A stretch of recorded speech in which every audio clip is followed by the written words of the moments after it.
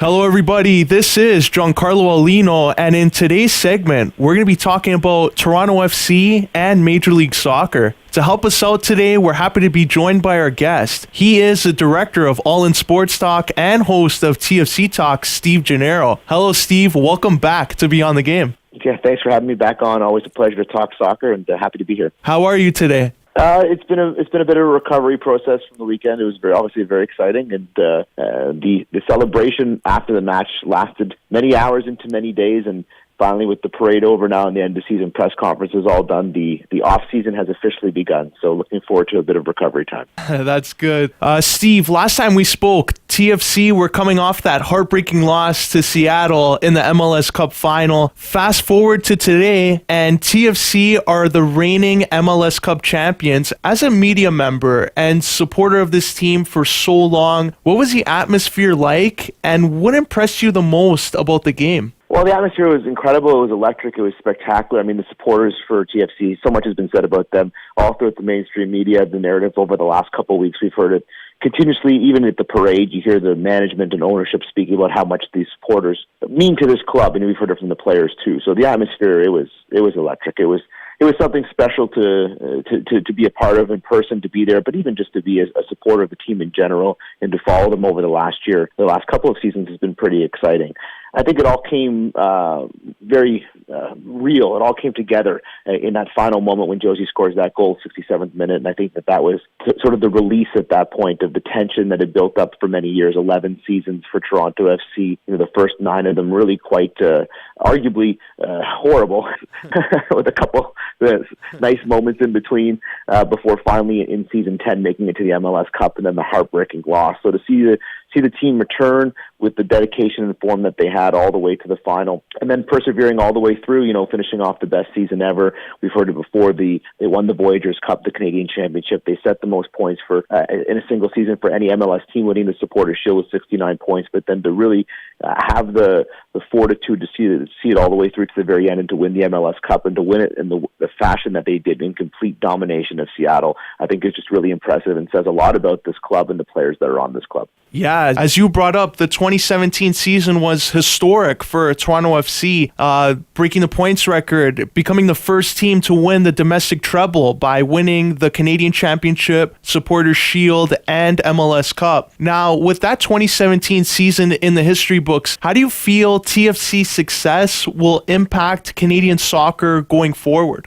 Well, I mean, that's a larger discussion. Like, there are more eyes watching soccer, so obviously that has a positive impact. Lots of people have been mentioning in the last couple of days, maybe they call it sort of the Vince Carter effect, right? Vince Carter, what he did for the Raptors in basketball, you know, spurred on a whole generation of Canadian basketball players that now we are seeing find their way to American colleges and the NBA, et cetera.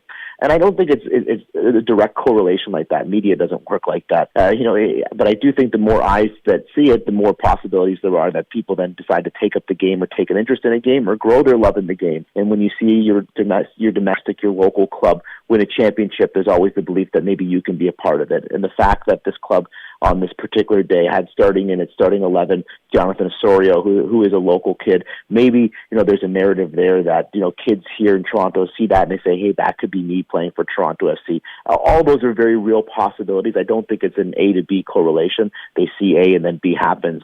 And I think the bigger thing for Canadian soccer and the long term and short term is what happens at the grassroots. There just needs to be better management, starting with the Ontario Soccer Association all the way down to the U6, where kids just go out and run around and play Timbit soccer. There just needs to be better organization, better structure, more access, less pay to play. It needs to be less expensive. There needs to be more fields available. And, you know, soccer needs to be a game that is fun for kids to play their whole lives instead of being so structured and militant and so heavily politicized at such a young age. So, I mean, there are real obstacles in the way to the growth of Canadian soccer, specifically in Ontario, but across the country, that have more to do with the CSA, the Canadian Soccer Association, and the OSA, the Ontario Soccer Association, than Toronto FC. But certainly Toronto FC winning, getting media coverage, and being in the spotlight will hopefully spur some kids on who don't play the game already to want to play the game. For those just joining us on Vibe 105, we're speaking with the director of All In Sports Talk and host of TFC Talk, Steve Gennaro. Steve, as you know, Toronto FC's offseason will be cut short, but in a good way, because they've qualified for the CONCACAF Champions League, which will begin in February. How do you feel TFC matches up with some of the other top clubs in CONCACAF, and do you feel that they'll be at a disadvantage in any way with such a short layoff?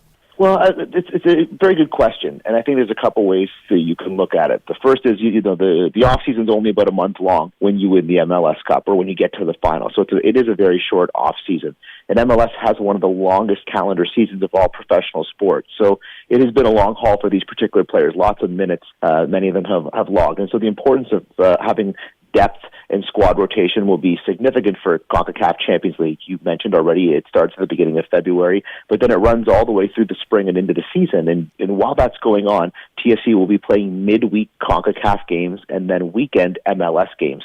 And those CONCACAF games will be all throughout, Central and South America. And so, squad rotation will definitely be significant. TFC will need to add some more players in addition to having one of the deeper squads already in MLS. And this has been one of the real challenges for MLS teams playing in CONCACAF in the past. No MLS team has ever won the CONCACAF Champions League. Two teams have made it to the final, Montreal Impact just a couple of seasons ago, and then Real Salt Lake. And actually that Real Salt Lake was under the management of Bill Manning, who is now the president of Toronto FC. He was the president at Real Salt Lake at that time. And when I spoke to Bill Manning earlier this week, what he was talking about was how most of the teams that win Champions League and CONCACAF are significantly deeper. They almost have two full squads worth of startable players. So you're talking about having 18 to 20 players in real first level talent in your squad depth. So TFC will need to add a few players. They have new money that's been made available by the league called Targeted Allocation Money, TAM, to allow them to buy 1 to 2 more players. And I would expect to see Toronto FC go out and look for a couple international players to bring in to help them grow their squad.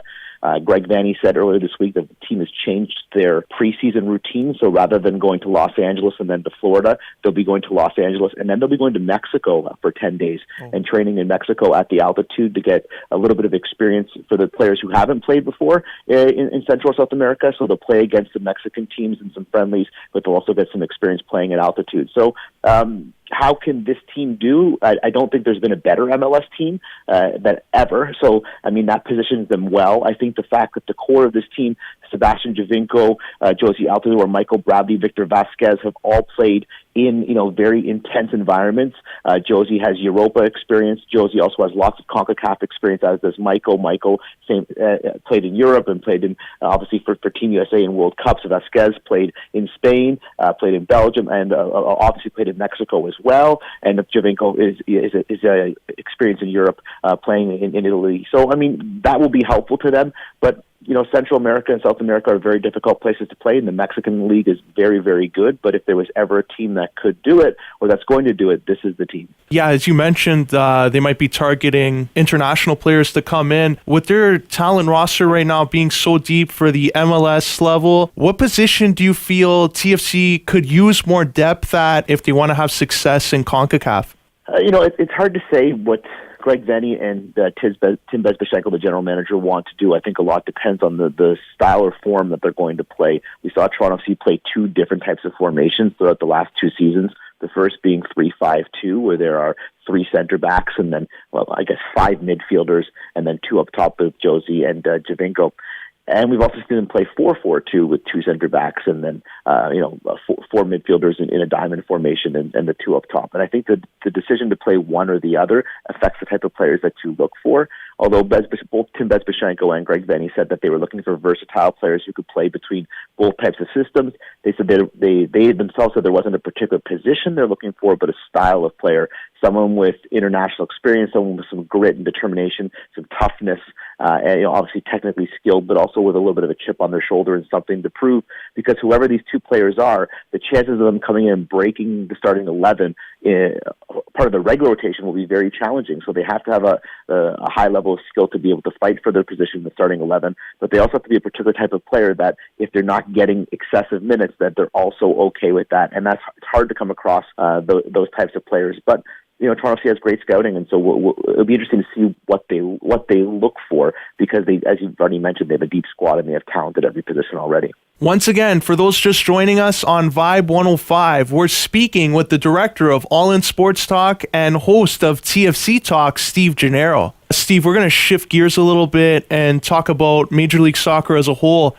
Before the MLS Cup Final, their commissioner, Don Garber, announced that the league has had a great year financially. And as you said, the targeted allocated money will allow teams to spend more in acquiring players. Now, each year there have been many notable veteran players that have come over from Europe to MLS. Bastian Schweinsteiger signed in Chicago last season. Andrea Pirlo went to New York City the year before. In your opinion, which player do you think will be the next one to make that jump to Major League Soccer? And how do you feel it can benefit their career? Again, it's another really good question. I think you'd have to ask yourself who is coming to the end of their career in Europe, whether it be Spain or England or France or Italy, who would see a value in coming and playing here, who could still break into the league and do a job over here. I think the league is trying to shift away, though, from purchasing sort of older players towards using their designated player and their targeted allocation money to buying younger players. And so we've seen a movement over the last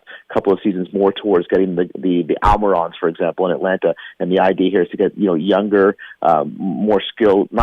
younger, differently skilled South American players coming into the peak of their career rather than older, retiring European players. The names I think of obviously are sort of the bigger names. Or if you're going to make a splash, I think someone like John Terry, for example, or someone like Wayne Rooney, for example, both those players could come and play at MLS immediately, and both are at the end of their England careers certainly, or their careers in the Premier League. Although Wayne Rooney seems to be scoring goals at Everton, those to be seen like the type of players that might be next to make the jump if MLS teams are going to continue to purchase older players. Steve, before we wrap up, there has been a popular hashtag on Twitter called hashtag ProRelForUSA, where American soccer supporters are protesting against MLS and USA Soccer for not implementing a pyramid system similar to those seen in Europe, in which the bottom-seeded teams in MLS would be relegated and the top-seeded teams in a second-tier American league would be promoted to MLS. What are your thoughts on the pyramid system, and do you think MLS would gain interest from the casual American sports fan if they implemented it?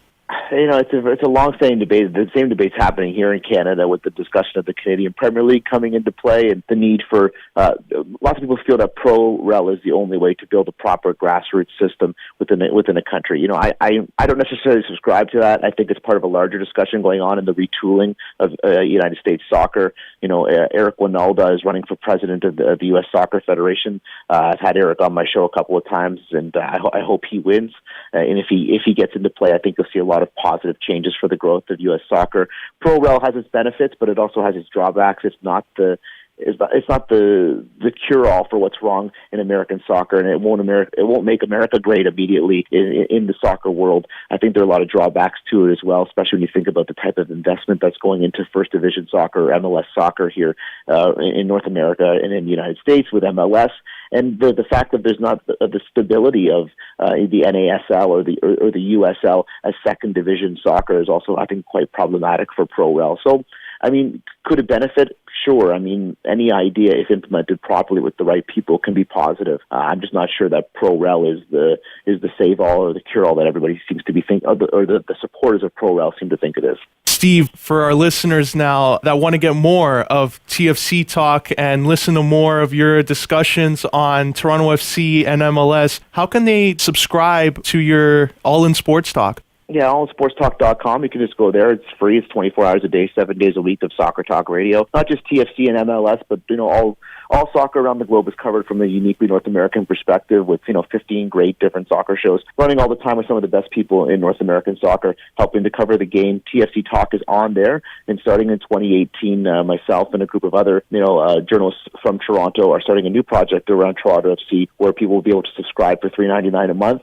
and have access to 10 different TFC shows running between 30 and 40 podcasts a month in there as well. So if you have an interest, check out allinsportstalk.com for more information, or follow me on Twitter @_SGennaro, or follow All In Sports Talk on Twitter, Facebook, or Instagram @AllInSportsTalk. Sounds good, Steve. Unfortunately, we're out of time. We'd like to thank you for taking the time to chat with us here at Beyond the Game, and we wish you all the best.